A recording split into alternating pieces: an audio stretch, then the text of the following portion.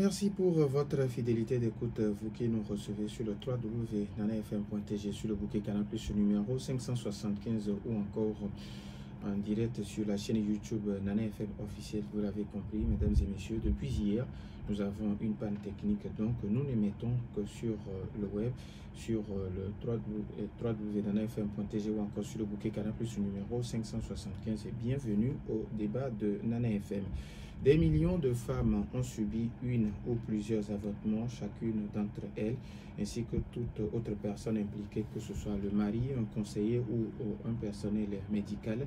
L'interruption volontaire de grossesse ou IVG est un homicide. C'est l'interrogation qui nous réunit ce matin, et plusieurs questions également. Quelles peuvent être les conséquences spirituelles de cet acte après l'avortement? Une renaissance spirituelle est-elle possible? Voilà les questions qui nous réunissent pour les 45 prochaines minutes. Et pour en parler, nous recevons dans notre studio Togui Dagman Aïvon. Togui, bonjour. Bonjour. Merci de vous approcher un peu plus du micro, s'il vous plaît. Togui, bonjour. Bonjour. Alors, merci d'avoir encore accepté notre invitation pour venir répondre aux questions de nos auditeurs et puis de ceux qui nous suivent en direct sur YouTube. Alors, Togui, à quel moment parle-t-on d'avortement? Dès que vous interrompez volontairement le processus d'évolution d'un fœtus, vous avez avorté. Donc, il y a une question de volonté dedans, une question une décision de le faire dedans. Au cas où il n'y a pas cette volonté ou cette décision, nous parlons parfois de fausse couche. Et dans les deux cas, il y a une différente approche. Dans le premier cas, il y a des heures spirituelles qui interviennent, qui interfèrent. Dans l'autre cas, s'il n'y a pas la volonté, c'est accidentel et vous pourrez être excusable spirituellement. Alors, vous l'avez si bien dit, il y a l'avortement volontaire et puis l'avortement involontaire.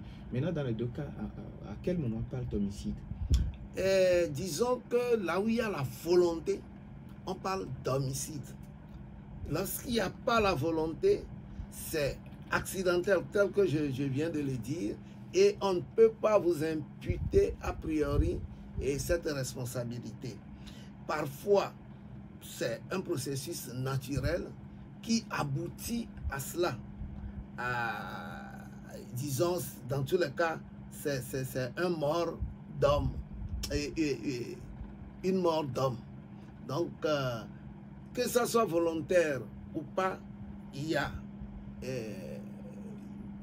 un fœtus qui est parti, c'est une mort qui est arrivée, c'est déplorable. Mais lorsqu'il y a la volonté, et je crois que c'est comme un crime. Alors, Togui, on sait que quand on fait un avortement, il y a toujours des conséquences. Maintenant, est-ce que derrière, au-delà de ce qu'on peut avoir sur le plan médical, est-ce qu'il y a des conséquences spirituelles? Effectivement, parce que l'enfant qui est appelé à rentrer dans ce monde, vous l'avez empêché. Et dans nos milieux, on fait dire à ces enfants ou à ces fœtus que parce que vous n'avez pas accepté qu'ils viennent jouir dans ce monde, vous aussi, vous n'aurez aucune jouissance dans le monde. Ceci dit, vous avez beaucoup de blocages dans vos activités de tous les jours. Lorsque vous tombez malade, c'est spirituellement, vous ne guérissez pas naturellement, ordinairement comme les autres. Ça devient plus compliqué. Vous faites souvent des rechutes. Et ces fœtus, peut-être en chair, vous croyez l'avoir fait disparaître, mais en esprit, ils demeurent à vos côtés. Ils grandissent à vos côtés en esprit. Et ils vous réclament de les aider à vous quitter pour aller et pour intégrer le monde à partir d'une autre personne. Vous êtes comme une porte d'entrée dans le monde. Mais lorsque vous lui fermez la porte, il faut l'aider à lui trouver une autre passerelle pour qu'il passe par quelqu'un d'autre pour rentrer dans ce monde. Donc, c'est l'esprit de ces fœtus-là qui demeurent autour de vous ne sont pas là en toute bonté. Ils sont frustrés. Ce sont même vos adversaires. Ils sont à côté de vous en étant adversaires. Ils vont vous faire des signes, de très mauvais signes. Les quelques signes que je viens de citer, c'est les blocages dans vos activités de tous les jours. Ils pèsent spirituellement sur vos guérisons. Ils pèsent spirituellement sur votre bonne tenue de tous les jours. Vous devenez lourd. Et lorsque vous vous rappelez ces actes, parfois, vous avez des frissons. Et ils vous font toujours des signes, puisque vous ne les voyez pas. Vous ne saurez pas a priori que le mal venait de là-bas. Ils peuvent s'acoquiner avec les sorciers en esprit. Vous savez que la sorcellerie, c'est également une divinité. Et la sorcellerie est composite. C'est de plusieurs types, de plusieurs genres. C'est des confréries énormes. Donc, ils peuvent s'acoquiner avec certaines types de sorcellerie pour venir vous hanter et peser sur votre personne. C'est-à-dire que vous tombez malade d'un simple palu, ils vont peser pour que vous ne guérissez pas. Dès que vous prenez un remède, ils tirent le maximum du remède et c'est des choses futiles, vides de composants que vous ingurgitez, croyant que vous vous guérissez. Donc, il va falloir pour vous que vous fassiez les rituels nécessaires pour les faire partir. Et ces rituels passent d'abord par l'action de repentance. Il faut que vous vous repentez. Et c'est pourquoi dans certaines localités, pour les vider de votre environnement, vous recevez des corrections, des punitions corporelles. On peut même vous ligoter, vous mettre à genoux, vous donner des fouets, ainsi de suite, et vous dire de ne plus jamais faire ça. Et ce n'est qu'après ça là qu'il y a l'action de paix. Et l'action de paix passe forcément par des rituels d'offrande. Et à partir de ces offrandes, vous leur donnez le train pour qu'ils puissent aller ailleurs pour intégrer le monde. Donc, spirituellement, c'est beaucoup plus compréhensible. Mais lorsque vous écartez la dimension spirituelle, vous croyez avoir posé un acte qui est limité dans le temps et c'est fini. Non, cet acte vous poursuit spirituellement. Et si vous scrutez votre environnement de tous les jours, vous sentirez cette pesanteur sur vos activités, sur votre propre santé également et sur votre bonne tenue. Alors, il y a un auditeur masse depuis Adido Gomé qui pense aujourd'hui que un avortement ou l'interruption volontaire de grossesse n'est pas un crime, n'est pas un homicide au cas où c'est peut-être la femme a été victime de viol ou d'inceste. Dans tous les cas, que la femme ait été victime de viol ou d'inceste, c'est une vie que vous interrompez. Interrompre une vie, c'est un homicide. Et dans nos milieux, c'est un crime. Ce n'est pas parce que c'est un fœtus que ce n'est pas un crime. C'est comme si on voudrait me faire comprendre que s'il y a un bébé qu'on tue, ce n'est pas un crime. Le bébé porte en lui et le genre de l'homme. Donc, lorsque vous tuez un bébé, vous tuez un homme. Ou, disons, vous faites un homicide et autant vous tuez un fœtus, dès que vous interrompez une vie, vous faites un crime. Donc, il ne faut pas relativiser les choses, que ce soit mauvais, la source donc de cette vie ou pas. L'essentiel est qu'il y a une vie en vous qu'il faut protéger. Nous sommes tenus de protéger les vies. Et une fois que vous l'interrompez volontairement, c'est que vous avez commis un acte horrible.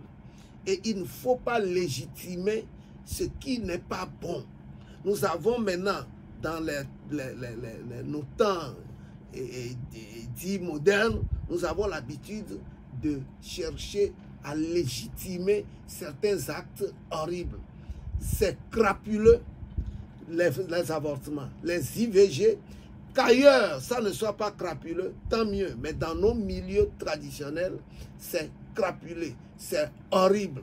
Il ne faut pas le faire. Ça s'accompagne de conséquences intenables. Alors, mais il y a dans certaines constitutions, dans presque les constitutions des pays aujourd'hui, c'est légitimé qu'on peut... Nous avons différentes valeurs. Dans leurs valeurs, où le crime contre un avorton ou un être fragile, dans les milieux où ces êtres fragiles n'ont pas de valeur, n'ont pas, c'est vrai, n'auraient pas d'identité, alors que nous, dans nos milieux, dès qu'il y a une conception, il y a une identité. C'est de telle personne, c'est tel enfant qui va venir. Vous ne savez pas son devenir. Vous ne savez pas l'apport qu'il amènera à la société demain. Nous, dans nos valeurs traditionnelles, le fœtus a déjà une identité. Le fœtus a déjà un espace spirituel et physique parce qu'on l'attend, on veut l'accueillir. Mais dans les milieux où on se passe donc des êtres fragiles, on se donne la latitude de les manipuler, de les malmener ou de les faire disparaître, ça peut ne pas être un crime. Mais nous, revenons à nos valeurs, à nos identités, revenons à nos croyances, à nos considérations, c'est un crime. C'est pourquoi je n'aimerais pas qu'on relativise. Si vous êtes noir, des valeurs traditionnelles et identitaires noires, sachez qu'un fœtus a déjà une identité, une place. Et là, lorsque vous arrêtez son évolution, vous le tuez. Et tuer, c'est un crime. À moins qu'on décriminalise les tueries, comment on appelle, les heurts contre la vie. Dans les milieux où on tue à profusion, où on peut bombarder tout un quartier sans considération des vies qui sont là-bas, ça peut ne pas être un crime. Mais il arrive à un moment où certaines personnes ont commis, parce qu'on leur a exigé peut-être qu'à 15 ans, à 16 ans, on est tombé enceinte, ses parents lui ont ordonné à ce que la personne puisse pratiquer l'avortement. Dans tous les cas, dans nos milieux, lorsque cela ne vient pas de toi, tu n'emportes pas la responsabilité. Spirituellement, tu es dégagé. Et c'est les auteurs qui sont hantés. Lorsque c'est ton parent, ton papa, ta maman, qui t'amène à l'hôpital pour qu'on te fasse le curetage, alors ce sont tes parents qui prennent la responsabilité. En ce moment, tu peux te justifier. Mais si tu n'as aucune justification plausible, là, tu en pâtis. Que ce soit l'auteur masculin ou féminin, donc, il fait le circuit. L'esprit de cet avorton fait le circuit. Un avorton est considéré chez nous comme un accidenté. Un mort accidenté. Et il s'apparente donc à la confrérie des accidentés. On les appelle zogbémé. Et ils sont très virulents. Ils sont très virulents. Donc, celui qui porte la responsabilité, c'est l'auteur. D'abord, les deux auteurs directs. Et puis, que ce soit les conseillers ou le pratiquant donc, de cet avortement, il en pâtit également. Parce qu'il leur réclame de le laisser partir. Il leur réclame sa vie est interrompue. Et il n'est pas d'accord. Ceci dit, mettez-vous à la place d'un fœtus qui est un être vivant, qui est fragile. Ce n'est pas parce qu'on ne l'a pas vu qu'il n'a pas existé. Il existe, il respire, il s'alimente, il bouge. Il attend le moment venu pour regarder ou connaître ses parents. Mais spirituellement, il est déjà là. Mais lorsque vous le tuez et que vous voulez dédiaboliser ça, c'est également un autre crime. Il faut que nous revenons à la valeur intrinsèque de l'acte. cet acte-là, c'est un acte crapuleux qu'il faut faire en sorte à lutter. Il faut lutter contre ces genres d'actes et non pas les légitimer. Alors, si d'autres le font, nous n'allons pas les suivre. Dans certains foyers, par exemple, on dit la femme a accouché, ça fait que 8 mois, 9 mois, donc elle retombe encore enceinte. Et c'est la faute à qui? Voilà, on décide. C'est la faute à Dieu, au Créateur ou à la nature? Bon, peut-être on se dit qu'elle est beaucoup plus féconde, donc bon, pour sa santé... Il faut prendre ses responsabilités. Lorsque vous posez un acte, il ne faut pas le fuir et poser un autre acte qui est plus grave. À 8 mois, d'ailleurs, déjà à 6 mois, la femme est encore prête. Que vous ne fassiez pas attention et qu'elle tombe encore grosse, d'abord, vous devez vous-même vous critiquer.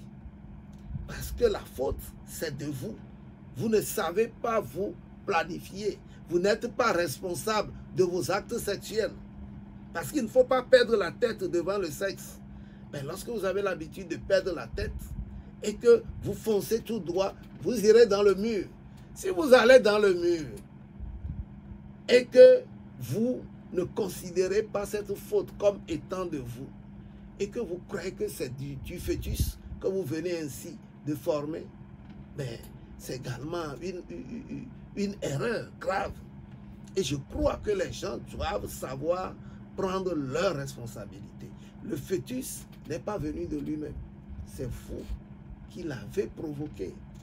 Et une fois provoqué, vous avez l'obligation de l'entretenir, de le protéger jusqu'à ce qu'il fasse un homme. C'est vrai que nous tous, nous avons à un moment donné traversé de ces moments difficiles. Mais lorsque vous n'êtes pas moulé dans votre éducation de base, vous aurez la légèreté de recourir au crime et de croire que ça passe. Mais ça ne passe pas, ça demeure. Lorsqu'un accidenté meurt sur la route, c'est le corps que les gens viennent généralement chercher. Or, l'esprit demeure. Et tant que vous ne faites pas les rituels nécessaires pour accompagner cet esprit ailleurs, vous aurez toujours des accidents là-bas. Tant que vous ne videz pas votre environnement des avortons, ils demeurent toujours dans votre environnement et ils vous font de mauvais signes. Et la plupart des maladies incurables aujourd'hui s'expliquent par leur présence. Lorsque vous prenez par exemple l'épilepsie, on dit ça ne se guérit pas. Certaines hématies, on dit ça ne se guérit pas. C'est parce qu'il y a la main de ces avortons dedans. Et vous ne pourrez jamais guérir sans les avoir écartés. Il y a beaucoup de maladies qui sont curables à condition de vider la dimension, votre dimension spirituelle. D'abord, parce qu'il pèse sur votre guérison. Ce qui veut dire que quand on pratique un avortement, ça peut faire que la femme, spirituellement, ça peut bloquer la femme. Ça peut même bloquer les autres progénitures. Ça peut rendre malade cette femme. Ça peut faire en sorte qu'elle ait des problèmes, des malaises physiques pas possibles qui l'accompagnent. Parce que les heurts spirituels s'expriment dans le physique. Et lorsque vous traitez uniquement le physique, sans traiter la cause spirituelle, vous ne guérissez pas. Et on dit, ça là, c'est incurable. Ou vous allez passer tous les hôpitaux sans jamais avoir des signes de soulagement. Donc il faut que nous nous considérions autant dans la dimension spirituelle que physique. Mais ignorer le spirituel, qui est normalement la base, qui est fondamentale, c'est faire preuve de légèreté et de méconnaissance. Alors, Toby, maintenant, est-ce qu'après un avortement, est-ce qu'une renaissance spirituelle est possible? Et en quel sens vous parlez de renaissance spirituelle? Parce que vous l'avez si bien dit, quand vous pratiquez l'avortement, c'est que spirituellement vous êtes à terre. Est-ce qu'à ce moment, est-ce qu'on peut se relever encore et redevenir soi? Dans nos milieux, nos valeurs permettent qu'après le repentir, tu poses des actes concrets en ce sens pour faire la paix et pour aller à la réparation.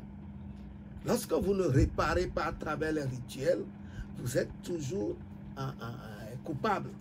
Vous êtes toujours en porte-à-faux. Mais du moment où vous allez vous repentir et que vous allez faire le rituel de réconciliation avec la nature et avec cet avorton, et que vous allez l'amener à aller ailleurs, votre environnement devient sain et vous pourrez redevenir comme avant. Même si vous l'aviez fait 20 ans plus tôt, parce qu'il y a des gens qui se présentent, tu leur dis, ah, mais vous avez eu à faire ci et ça, vous avez dans votre environnement des avortons qui pèsent sur vous. Mais la femme dit, généralement c'est leur réaction, ce qu'elle a fait depuis son adolescence, ah ben, il demeure et spirituellement, il vous détermine même dans vos actions et dans votre posture de tous les jours. Votre devenir est déterminé également dans ce cas par votre environnement, puisque c'est l'environnement karmique qui nous détermine. Lorsque vous avez un faux ami au sein de vos amis, mais vous avez toujours de ces méprises, des trucs qui vous arrivent de façon inopinée sans que vous sachiez d'où ça vient. C'est que dans votre coupole de protection, vous avez des faux qui sont à l'intérieur et qui peuvent attirer vos ennemis. Et par eux, peuvent passer disons des attaques que vous n'attendez pas. C'est pour cela qu'à un moment donné, il faut boucher ces trous en les espiant pour que vous soyez mieux entourés. Parce que ce sont des faux. Ceci dit, vous devez poser des actes dans le sens de la réconciliation et de votre renaissance, bien sûr. Alors, maintenant, comment se fait cette réconciliation? Au fait, le tout dépend de chaque communauté. Moi, dans ma communauté, il y a plusieurs façons de le faire. Ou bien, vous allez à la forêt sacrée, vous rencontrez les prêtres, vous faites la confession, vous exprimez votre repentir, et il y a, comment on l'appelle, il y a des potions qu'on vous prépare. Il y a deux sortes de potions. Une première qu'on taxe d'eau chaude, alors que ce n'est pas chaud, mais c'est avec des herbes chaudes, des herbes qui font l'expiation. Et il y a une seconde taxée d'eau froide, c'est avec des herbes de purification. Donc la première eau va expier de votre environnement ces faux amis, et la seconde va vous purifier et vous amener le bonheur. Ben, c'est des trucs qu'on fait, tu te laves très tôt sans avoir même parlé à quelqu'un. C'est sur place là-bas que tu te laves. Déjà à 3 heures, 4 heures, tu t'es déjà lavé sans avoir parlé à quelqu'un. Tes premiers propos, c'est devant la jarre. Et le lendemain également, tu fais, et c'est ça qui complète ta purification. Ça, c'est au niveau des forêts sacrées. Certains le font dans leur couvent. Lorsque tu es déterminé par telle ou telle autre divinité, donc vous irez dans ce couvent-là et ils ont leur rite. Mais le rite ordinaire que nous faisons faire aux gens, c'est que il faut aller consulter ou invoquer les êtres accidentés que nous appelons Zobemeo avec les boissons indiquées. Chez nous, il y a le schnapps, parce qu'il faut prendre de la boisson de valeur, il ne faut pas prendre du gin de 1200, il faut prendre du schnapps, c'est à 4500 voire 5000, schnapps, sodabi et vin de palme, et puis du vin de maïs et comment on l'appelle, liha. Donc c'est les 4 types. C'est ça que vous amenez vers les gens de Zobé. Et puis vous associez du percal en signe de paix et de pureté de cœur. Et là, on vous pose des questions avant de faire la libation. Et on vous pose des questions, vous répondez pourquoi vous avez fait ci, ainsi de suite. Et ailleurs, on prend un bâton, on vous tape dans le dos ou sur la tête. Ne fais plus. En signe de remontrance. Et tu te fais humble pour mériter le pardon que tu demandes. Donc, après avoir fait cette cérémonie, alors se tourne comme vers ces trépassés pour leur dire, voilà, votre enfant, votre fils, votre tel a posé des actes sans en connaître la quintessence et demande pardon, ainsi de suite. Donc, des mots apaisants. Et que nous vous demandons de prendre sur vous, d'apaiser l'esprit de ces avortons, de les calmer, ainsi de suite. Et puis, donc après les propos là, donc vous présentez les boissons et vous leur versez. Et après, vous donnez le percal en signe de paix pour qu'ils puissent se couvrir, pour ne pas avoir froid. Donc ça, c'est des mots amicaux, affectueux. Et vous déposez ça sur place. Certains en font des drapeaux, généralement 3 drapeaux qu'ils posent sur place là-bas. Lorsque vous quitterez le camp des accidentés, vous revenez maintenant au camp des morts ordinaires. Donc on dit les morts de maison, parce que les accidentés, on les appelle, on les invoque par la maison. Et vous faites la même chose. Ensuite, ça là, c'est ça qui représente votre maison, votre communauté. Maintenant, vous quittez pour aller au fétiche communautaire parce que ça représente tout le quartier ou toute la ville. L'enfant que vous avez bloqué de rentrer dans ce monde, et c'est une perte aussi bien pour votre communauté familiale que pour l'ensemble de la ville ou du quartier ou du pays. Donc, il faut aller voir un fétiche communautaire. C'est ce que nous appelons Djulegba. Djulegba. Et vous irez également faire les mêmes gestes. Et avant qu'on prépare une infusion d'herbes de purification à la personne, et généralement on se lave une seule fois, un point, un trait. Donc ailleurs, il y a d'autres divinités aujourd'hui et à qui on confie les produits de libation et les offrandes et on lui demande d'aller faire ce job. Donc il y a des types, il y a des émissaires, certaines divinités sont des émissaires et vous leur confiez d'aller faire l'acte. Et puis après vous demandez si c'est acquis. Parce qu'il y a des manières de demander si le truc est acquis. C'est ce que j'allais même vous demander.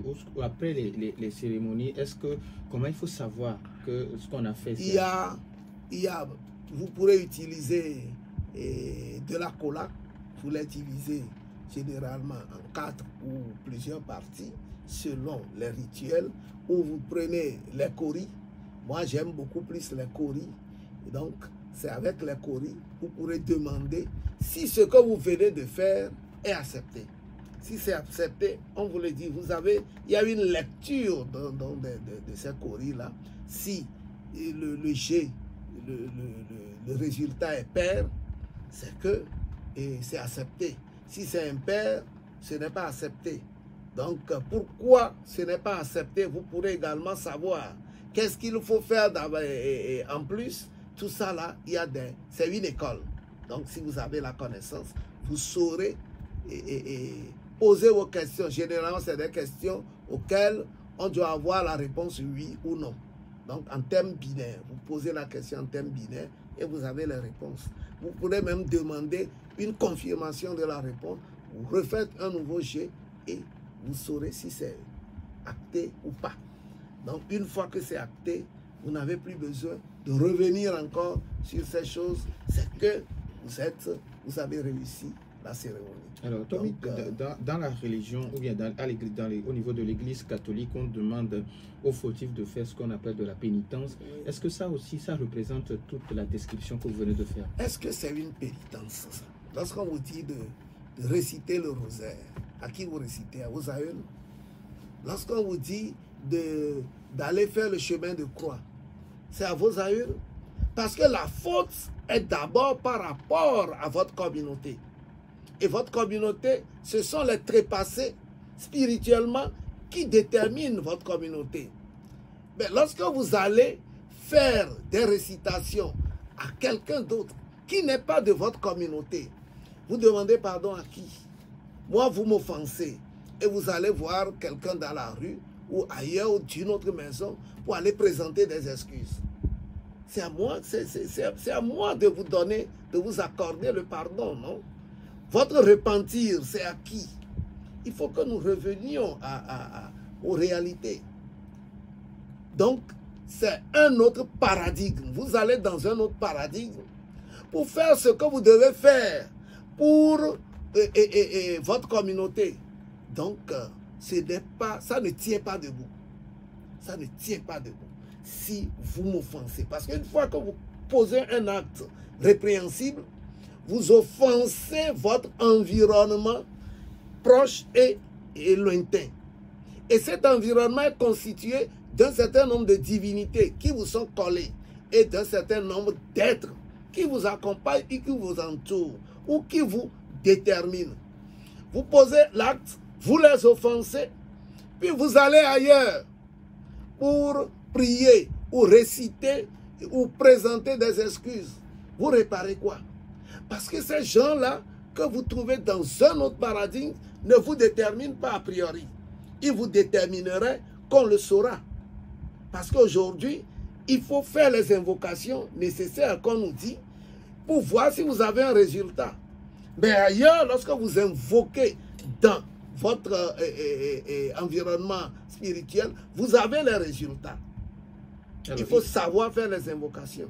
Donc, si vous m'amenez dans une autre dimension, je serai peut-être amer. D'accord. Alors, donc, il y a un autre auditeur qui nous suit sur le www.nanafm.tg qui écrit: est-ce que ceux qui ont déjà pratiqué l'avortement à plusieurs reprises, est-ce que le rituel que vous avez décrit, il faut le faire le nombre de fois? Non. Le rituel là se fait en une seule fois pour l'ensemble. L'essentiel est que vous accusez l'ensemble, puisque souvent on demande combien de fois vous avez fait. Certains disent plusieurs fois, c'est incontable. D'autres ne savent même pas l'appréhender parce qu'il a couru plusieurs filles et femmes qui se sont livrées à ces genres d'actes et il ne peut pas accuser le nombre de fois. Mais on le considère et là-bas vous l'évoquez.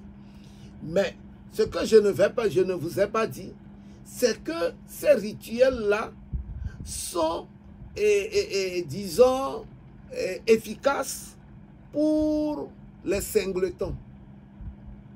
Lorsque c'est un seul enfant, un seul fœtus. Mais pour les jumeaux, c'est tout autre. Pour les jumeaux, on va vous amener jusqu'à faire représenter ces jumeaux-là, leur donner une existence physique, les nommer, leur donner un nom. Et vous allez les entretenir et courant votre vie. Vous allez leur redonner une existence. Pour les jumeaux, c'est un peu compliqué. Mais pour les singletons, donc, et autres là, l'acte que vous posez, donc, demande également des expiations simples. Les rituels d'expiation, je l'ai dit tantôt, varient d'une communauté à une autre, d'une divinité à une autre. Mais je n'ai fait que vous donner quelques exemples de rituels qui sont beaucoup plus simples. Mais aujourd'hui, de nos jours, on envoie d'autres divinités à cet effet. Vous déposez les offrandes nécessaires, les boissons qu'il faut, vous déposez, vous invoquez la divinité, vous lui confiez la charge de faire l'exécution d'expiation au niveau de telle personne pour vous. Et la divinité là, se charge pour, donc de cette mission que vous lui avez confiée. Alors, il y a également un auditeur qui nous écrit: cher ami Norbert, bonjour. Je sortais entre une fille, mais après on s'est séparés. 2 ans après, elle revient me dire que quand on s'était séparés, elle était enceinte et elle est allée avorter. Oui, une fois que vous l'entendez, c'est que ça vient, vous êtes au courant.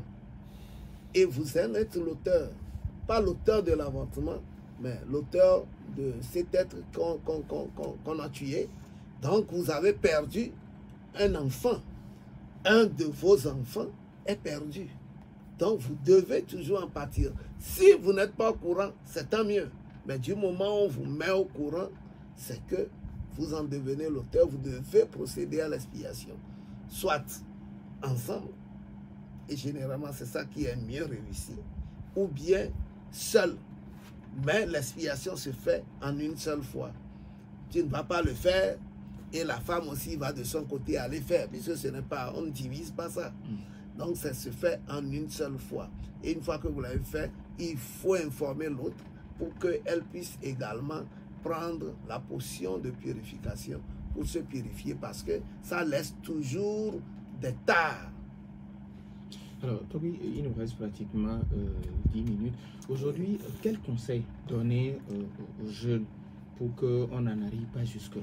Aux plus jeunes, parce que moi aussi, je demeure jeune. Hein. Aux plus vraiment. jeunes, je leur conseille de prendre toutes leurs responsabilités. Depuis l'âge de puberté, parce que c'est l'âge où on est fougueux, où on est entraîné, où on ne se contrôle parfois pas. Il faut enseigner aux jeunes de prendre leurs responsabilités, de ne pas perdre la tête devant le stimuli. De sorte que, avant de poser cet acte, allez bien au calcul, parce que moi, je ne conseille pas les contraceptions, parce que ça crée d'autres modèles, d'autres malaises par après. Donc, il faut prendre ses responsabilités, analyser bien l'acte, l'étudier avant de le poser. Il ne faut pas s'adonner, disons, aller à la débauche. Vous n'en avez pas besoin. Parce que la débauche vous diminue également spirituellement. Vos gardes, vous perdez vos gardes spirituels à la débauche. Ben, leur dire de ne pas faire, parce que c'est un besoin physiologique à un moment donné à satisfaire. Et cela va de soi. Ben, il faut, en cherchant à satisfaire ce besoin, prendre ses responsabilités et non pas se cacher derrière une faute ou une erreur ou quelqu'un et dire c'est elle qui m'a amené à poser cet acte. Non, spirituellement, tous les actes que tu poses t'incombent. Physiquement, peut-être quelqu'un peut t'aider, mais spirituellement, cela t'incombe et tu te prends en charge. Donc, voilà ce que je peux leur dire. L'hétérosexualité, c'est la meilleure. Et c'est ça qui te protège. C'est ça qui te nourrit. La sexualité nous nourrit. Parce qu'à partir de cette sexualité-là, tu dégages les mauvaises énergies. Tu te renouvelles. Et c'est de bonne guerre. C'est l'hétérosexualité. Il ne faut pas s'adonner à l'autre. Je ne vais même pas prononcer. Parce que l'autre, c'est une abomination. Et ça, nous n'allons pas nous cacher pour le dire. C'est une abomination. Et cela aussi s'accompagne de heurts spirituels. Je peux vous dire que nous devons faire en sorte à avoir le quotidien. Parce que c'est sur le terrain de la misère que l'autre sexualité a du ferment, trouve le terreau. Puisque tu es misérable, tu ne trouves pas à manger et quelqu'un te propose de la facilité. Tu es peut-être endetté et la convocation t'attend au commissariat demain. Cette nuit, on t'amène à une fête, à une réjouissance et puis on te dépose un magot sur la table. Viens, on va s'amuser. On te dépose 500 000, 1 million. Chacun a son prix. C'est pourquoi il faut savoir fréquenter aussi certains milieux. Parce que les milieux qui vont vous dévoyer, si vous les fréquentez, avec votre misère ou vos difficultés financières, vous risquez de rentrer pieds et mains sans pouvoir même résister. Ce n'est pas à tout qu'on résiste. Alors, moi, mon conseil, adopter l'hétérosexualité. Faire en sorte que le quotidien ne te manque pas. Et pour cela, il faut se battre dans la vie. Les gens disent la vie est rose, la vie te sourit, mais c'est faux. La vie n'est pas rose. La vie ne te sourit pas. Tu dois l'affronter pour pouvoir tirer le meilleur de cette nature. il faut se battre. Mais lorsqu'on vous dit, prie seulement et tout te sera donné, c'est faux. C'est le contraire qu'on nous enseigne. Tu dois être brave pour pouvoir tenir. Et à ce prix, je crois que tu diras un jour que tu as fait le bon combat. Alors, Toby, maintenant par rapport au foyer, aux hommes et femmes mariés qui s'adonnent également à cette pratique d'avortement parce que, bon, on veut avoir de l'écart entre les enfants. D'abord, c'est de l'ignorance de nos personnes que nous rentrons dans cette pratique d'avortement. C'est de l'ignorance du cycle des partenaires par eux-mêmes qu'ils sont obligés d'aller à la contraception. Parce que Dieu a réglé les choses que si vous connaissez, c'est pourquoi moi je me plais à toujours répéter cette phrase-là qui est de nos aïeuls, pas de Socrate, qui a mal copié d'ailleurs. Connais-toi toi-même. Si tu te connais toi-même, tu sauras comment te prendre. Je vais terminer la phrase pour ne pas laisser les gens sur la soie, puisque j'ai dit qu'il a mal copié. Connais-toi toi-même et tu connaîtras ton environnement. Ce n'est pas l'univers, ton univers. Connais-toi toi-même et tu connaîtras ton univers. Ton univers immédiat, c'est ton environnement spirituel.